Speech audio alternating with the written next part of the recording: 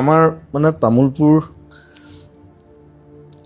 যিটো কোৱাৰ্টাৰ আছিলে it's very big, এতিয়া ভাঙি পেলালে, এতিয়া নাই আৰু সেইটো।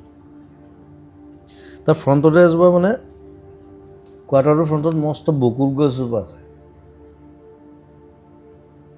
মোক মাহঁতে কৈ থাকে আৰু, মা বেছিকৈ আৰু দেউতাই নকয় কিন্তু দেই, মায়ে কৈ থাকে ৰাতিপুৱা পঢ়িব লাগিব।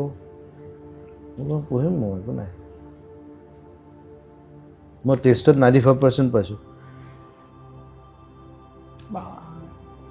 মেট্ৰিকত 73, কমি গ'ল। নাই নহয়, পাত্তাই নিদিলোঁ। মই পঢ়াটো ইমান পাত্তা দিয়া নাই, মই বাহিৰা কিতাপ বেছি পঢ়োঁ। মই তেতিয়া অ' হেনৰি পঢ়োঁ। এইবোৰ কিতাপ মই কিয় পঢ়ি থাকিম বাৰু?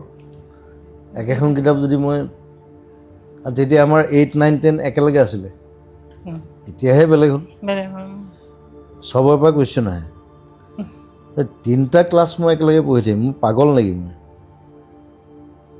এনেই মাক দেখুৱাবৰ কাৰণে মানে বেগটোত কিতাপ কেইখনমান ভৰাই বকুল গছজোপা উঠি যাওঁ, ওপৰত মই একদম ডাল চাল বান্ধি এনেকৈ বহিবলৈ জেগা এটা বনাই লৈছোঁ, মানে এনেকৈ বহি লওঁ, এনেকৈ বেগটোত থাকে, একো ঘেণ্টাও নপঢ়োঁ। চৰি, ঘেণ্টাটো বেয়া শব্দ নহয় বাৰু।